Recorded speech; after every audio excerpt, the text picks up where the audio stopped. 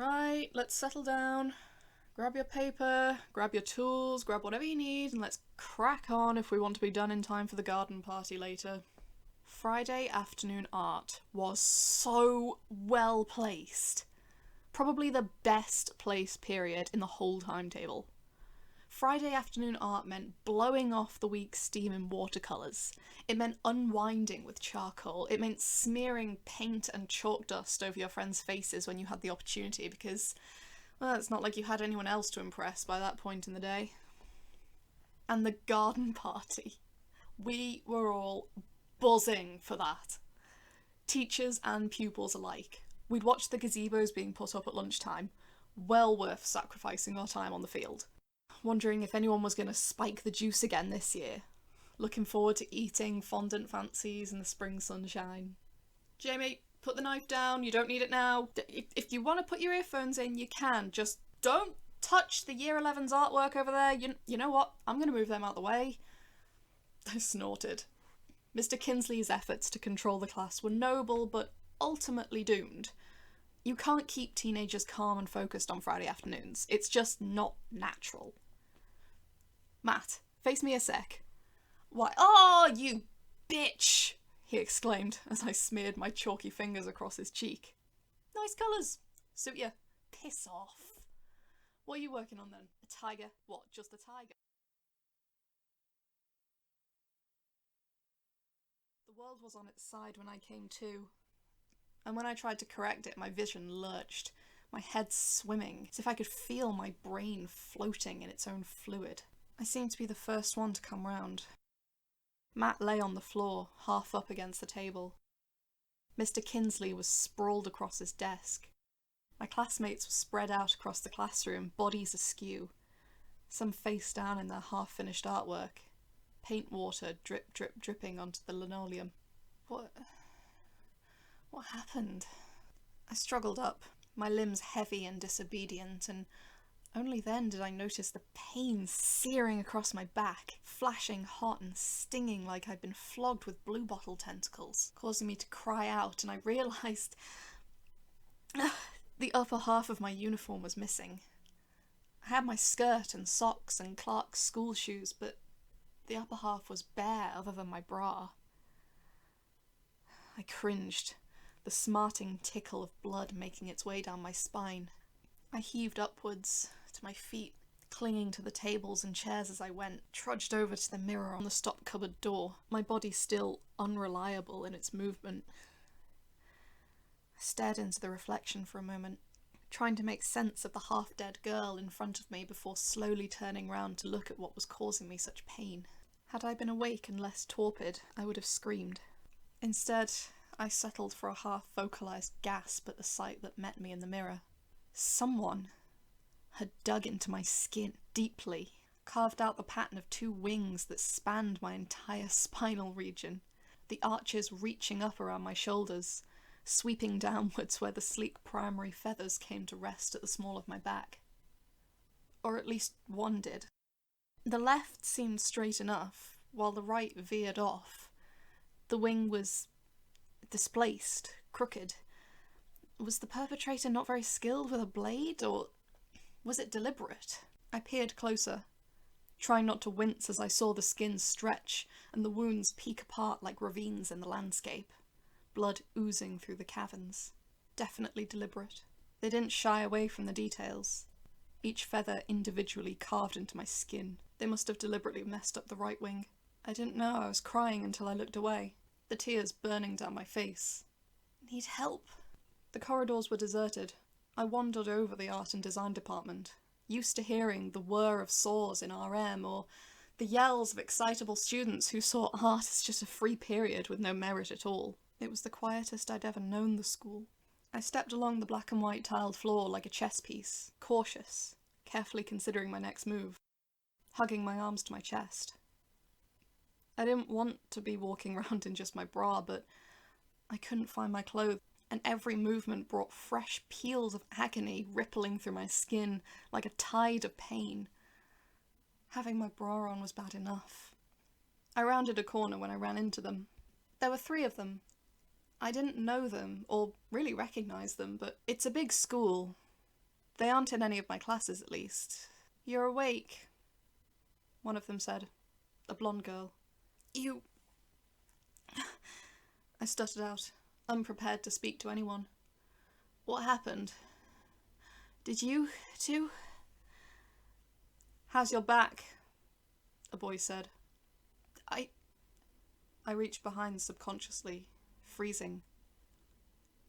I hadn't turned around. What's going on? We drugged everyone. The whole class passed out cold. We did our work while the rest of the school went to the garden party. The garden party!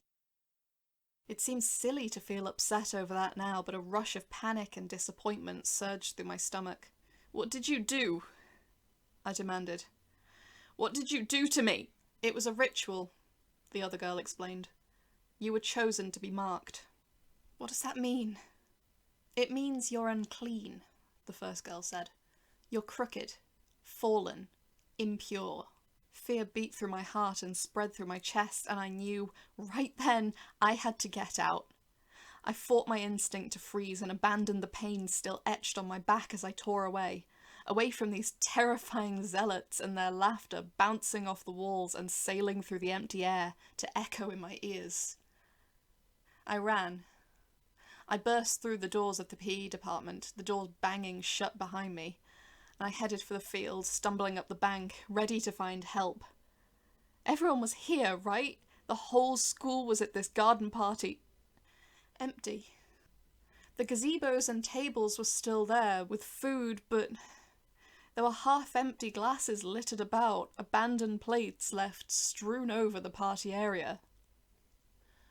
They heard you were coming, the boy called, a smug air to his tone. They were stood there, the three of them watching. How had they got there so fast? They ran off when they heard you were on their way. They didn't want to be tainted by you. I stared back. You're not wanted, Sasha. I turned away again.